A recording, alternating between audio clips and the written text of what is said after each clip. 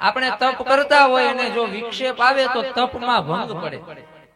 આપણે માળા કરતા હોય ને આપણને કોઈ કામ ચીંધી દે તો પછી ધર્મ સંકટ એવું થાય કે પેલા કામ કરવું કે પછી માળા પૂરી કરી. અને કામ જો બહુ મહત્વનું હોય તો માળામાં મન ન લાગે. એટલે ભગવાન નારાયણે લક્ષ્મીજીને કીધું છે કે તમે બહાર બેસો, હું અહીંયા અંદર બેસી અને તપ કરું છું. કોઈ પણ સંસારી માણસ આવે તો એ બધાયથી પેલા લક્ષ્મીજીને વંદન કરે. જે કઈ માંગવું હોય લક્ષ્મીજી પાસે માંગી લે, લક્ષ્મીજી એને આપી દે અને પછી ભગવાનની ખાલી ઝાંખી કરવા મંદિરની અંદર જાય. ઓ ભગવાન બદ્રીનાથના મંદિરનો મહિમા છે. અને એનાથી આગળ તો સંતોએ આ કથાને એક ઉત્તમ મર્મ આપ્યો છે. કહે છે કે ભગવાન છે ને કોઈ સામાન્ય પુરુષ નથી અને લક્ષ્મીજી એ કોઈ સામાન્ય સ્ત્રી નથી. પરમાત્મા દ્વારા આપણને એક સુંદર બોધ આપ્યો છે કે ભગવાન બદ્રી નારાયણની સેવા 12 મહિના ચંદનથી થાય છે. ત્યાં કદાચ બરફનો વરસાદ પડતો હોય તોય ત્યાં જે પૂજારી છે ચંદનથી જ બદ્રીનાથની પૂજા કરે. એનું કારણ એ છે કે ભગવાન નારાયણ છે ને એ તપ કરે છે. તપના કારણે દેહમાં ગરમી ઉત્પન્ન થાય છે અને માટે ચંદનથી ત્યાં પૂજા થાય. સનત કુમારો બદ્રિકાશ્રમમાં વિચરણ કરી રહ્યા છે.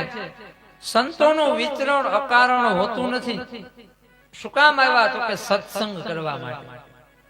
સનત કુમારો ફરે છે કે અમને કોઈ સંતનો સંગ મળે, અમને સત્સંગ મળે.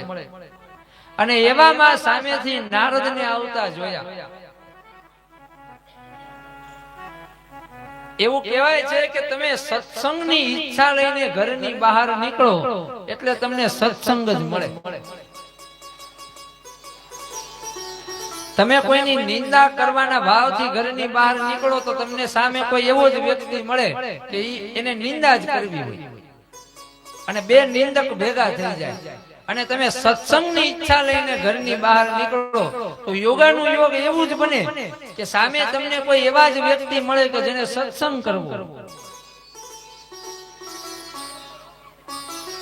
સામે નારદ મળ્યા. સનત કુમારોએ જોયું તો આજ નારદ છે એ ઉદાસ છે. એટલે સનત કુમારોએ પૂછ્યું, નારદજી તમે તો હંમેશા ભગવાનનું નામ લીધા રાખો છો, છતાંય આટલા ઉદાસ કેમ છો? તમે આ મૃત્યુ લોક ઉપર ઘણા સમયથી ભ્રમણ કરો છો, તમે એવું તે શું જોઈ લીધું કે તમે આટલા બધા ઉદાસ છો? અને જે ભગવાનના સંત હોય, જે ભગવાનના ભક્ત હોય એ ઉદાસ શોભે નહીં. પ્રસન્નમ વદનમ ધ્યાયેત સર્વ વિઘ્નો પ્રશાંતય. ભગવાનનું નામ લેતા લેતા આપણા મુખ ઉપર પ્રસન્નતા હોવી જોઈએ. ઘણા લોકો માળા એવી રીતે આમ ઉદાસીમાં કરતા હોય કે ભગવાનને બીક લાગે. ઉદાસ થઈ ભગવાનનું નામ ન લો. ભગવાનના મંદિરે આવો તો પ્રસન્ન થઈને આવો. પ્રસન્નમ વદનમ ધ્યાયેત. પ્રસન્ન થઈ ભગવાનની કથા સાંભળો, પ્રસન્ન થઈ ભગવાનના દર્શન કરો, પ્રસન્ન થઈ અને ભગવાનના મંદિરે આવો.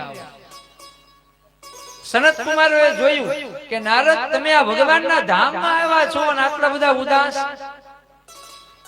આ બદ્રીનાથના ધામમાં એક ઉદાસ ભક્ત શોભે નહીં. તમારે વળી શેની ચિંતા છે?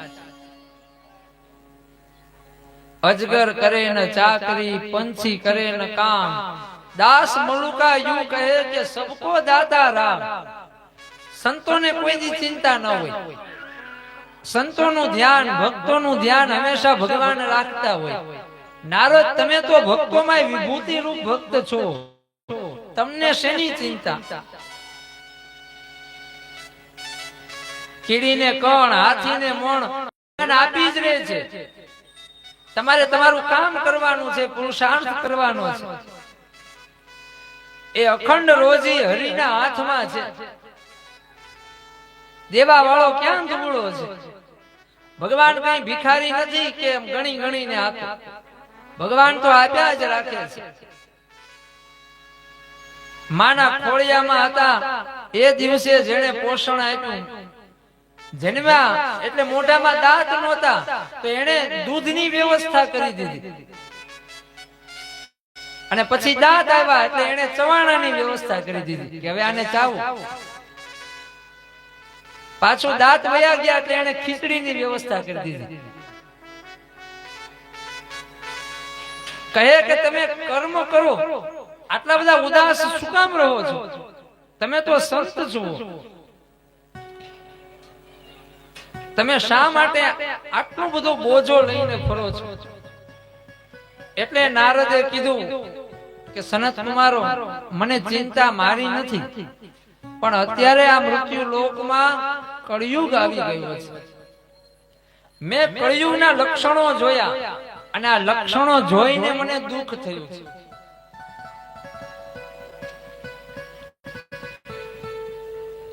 નારદજી કહે છે કે બધાયથી પહેલા હું આ મૃત્યુ લોકમાં આવ્યો એટલે પુષ્કર નામના તીર્થમાં આવ્યો, ત્યાંથી પછી પ્રયાગમાં ગયો, ત્યાંથી કાશીમાં, પછી ત્યાંથી ગોદાવરીના ઘાટે, પછી ત્યાંથી હરિક્ષેત્ર, કુરુક્ષેત્ર, શ્રીરંગ, સેતુબંધ, આ બધા તીર્થમાં હું ફર્યો. બધી જગ્યાએ હું ગયો પણ મારું મન શાંત ન થયું, મને સંતોષ ન થયો. આ બધા ધામના મેં જેવા વખાણ સાંભળ્યા હતા એવું મેં કઈ જોયું નહીં. કળિયુગના કારણે બધી જગ્યાએ અધર્મ વ્યાપી ગયો છે. આ અધર્મ છે એ કળિયુગનો ખાસ મિત્ર છે. મિત્ર એને કહેવાય કે જે બેયના સ્વભાવ સરખા હોય. એટલે અધર્મનો જેવો સ્વભાવ છે એવો જ કળિયુગનો સ્વભાવ છે, કળિયુગનો જેવો સ્વભાવ છે એવો જ અધર્મનો સ્વભાવ છે. નારદ કહે કે મેં જોયું કે અધર્મ અને કળિયુગના કારણે આ સમય કેવો છે? તો નારદ કહે સત્યમ નાસ્તિ તપઃ શોચમ દયા દાન ન વિદ્યતે. કળિયુગના કારણે આ પૃથ્વી ઉપર મને ક્યાંય સત્ય ન દેખાય, બધે અસત્ય જોયું. કળિયુગના કારણે મેં આ ધરા ઉપર ક્યાંય તપ ન જોયું, ક્યાંય પવિત્રતા ન જોઈ. કળિયુગના કારણે મેં જોયું કે લોકો દાનને વ્યર્થ ગણે છે, ક્યાંય દાન ન જોયું. હું સામાન્ય સંસારી માણસોના જ્યાં રહેઠાણ હતા ત્યાં આવ્યો તો નારદ કહે છે કે મેં જોયું ઉદરમ ભરિણો જીવા વરા કાકુટ ભાષણા.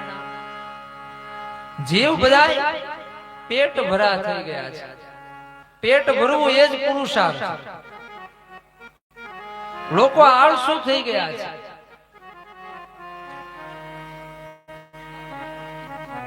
અને એના કારણે કળિયુગના કારણે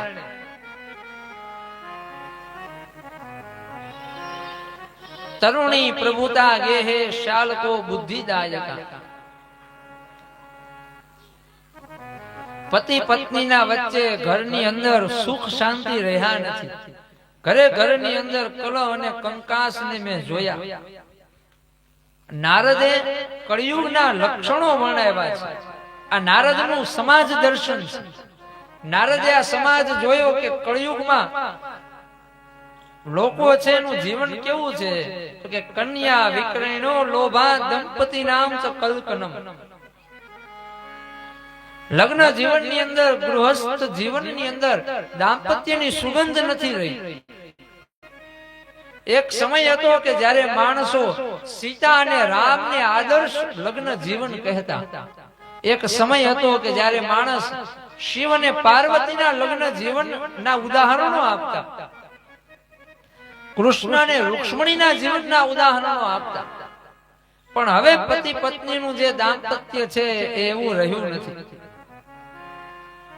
માણસો છે લડાઈ ઝઘડામાં જ મગ્ન રહે છે.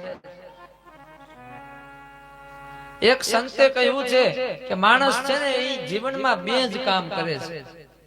પેલું કામ કે લડાઈ ઝઘડો કર્યા રાખે, અને જ્યારે લડાઈ કે ઝઘડો ચાલુ ન હોય ત્યારે બીજું કામ કરે કે મનમાં ને મનમાં વિચાર્યા રાખે કે કાલે કોની સાથે લડાઈ કરવી, કાલે કોની સાથે ઝઘડો કરવો. આ કળિયુગના લક્ષણો જોતા નારદે વિચાર કર્યો કે આ કળિયુગના કારણે ચારે બાજુ યુદ્ધ ચાલુ છે. યુદ્ધના કારણે ધર્મનો લય થઈ રહ્યો છે, અધર્મ વ્યાપી રહ્યો છે, અને માટે નારદે વિચાર કર્યો કે આ બધા લોકોનું કલ્યાણ કઈ રીતે થાય. એ માટે નારદજી ભ્રમણ કરે છે અને ફરતા ફરતા હવે આવ્યા છે બદ્રી વિશાલ. એટલે સનત કુમારોએ કીધું કે આ નર અને નારાયણે પણ અનેક યુદ્ધ કર્યા અને પછી વિશ્રામ લેવા માટે તેઓ આ ક્ષેત્રમાં આવ્યા છે. નર અને નારાયણને માટે ભગવાન શિવ પ્રસન્ન થયા અને એમને શાંતિ મળી. તો હે નારદ, તમે પણ અહીંયા બેસો અને શિવ કથાને સાંભળો, શિવ તત્વની ચર્ચા અને સાંભળો, શિવ તત્વની આરાધના કરો, એટલે તમને પણ શાંતિ મળશે. પ્રશ્નથી પૂર્ણ વિરામ સુધીની યાત્રા એ આ શિવ કથા છે. કળિયુગની અંદર માણસોના જીવનમાં ક્યાંય વિરામ રહ્યો નથી. ઘણાના જીવન અલ્પ વિરામ જેવા છે, ઘણાના જીવન આશ્ચર્ય ચિહ્ન જેવા છે, પણ કોઈના જીવનમાં પૂર્ણ વિરામ દેખાતો નથી. આવું જ્યારે નારદજીએ જોયું એટલે એના હૃદયમાં ઉદાસી થઈ. એટલે સનત કુમારોને મળ્યા છે. સનત કુમારો એ શિવ ભક્ત છે. સનત કુમારોના જીવનમાં શિવ ભક્તિ છે. એને વિચાર કર્યો કે કોઈ શિવ કથા કહેવા વાળું મળી જાય તો અમે કથાને સાંભળશું, કોઈ શિવ કથા સાંભળવા વાળું મળી જાય તો અમે શિવ કથાને કહીશું. આ નિયમ લઈને સનત કુમારો ચાલે છે. આજ નારદજી મળ્યા તો વિચાર થયો કે નારદને કથા સંભળાવવી છે, કારણ કે કથા સાંભળવાથી મન શાંત થાય છે. તો આજ સનત કુમારો છે એ વક્તા બન્યા અને નારદજી શ્રોતા બન્યા. અને સનત કુમારોએ ખૂબ મધુર એવી શિવ કથા સંભળાવી છે. આ શિવ કથાને સાંભળવાથી નારદની જે અશાંતિ હતી એ દૂર થઈ છે. અને અહીંયા એક અદ્ભુત સૂત્ર મળે છે કે જીવનમાં બને ત્યાં સુધી સજ્જન લોકોના સંગમાં રહો. જીવનમાં જ્યારે મન અશાંત થાય, મન ઉદાસ થાય, ત્યારે સંત અને સજ્જન લોકોની પાસે જવું. બને ત્યાં સુધી દુર્જન લોકોના સંગમાં ન રહેવું. ઘણી વાર એવું બને કે સજ્જન લોકો ન મળે તો કથા કહે છે કે એકાંતમાં રહે,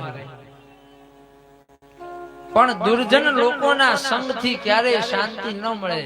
શાંતિ કાં તો એકાંતમાં મળે અને કાં તો સજ્જન અને સત્સંગી લોકોના સંગથી મળે. આવો સુંદર બોધ આપ્યો. નારદે આ શિવ કથા સાંભળી એટલે મન શાંત થયું. આ કથાને વંદન કરીએ. બોલીએ નાગનાથ મહાદેવની જય. આગળની કથા આપણે સાંભળશું બરાબર આવતીકાલે સવારે.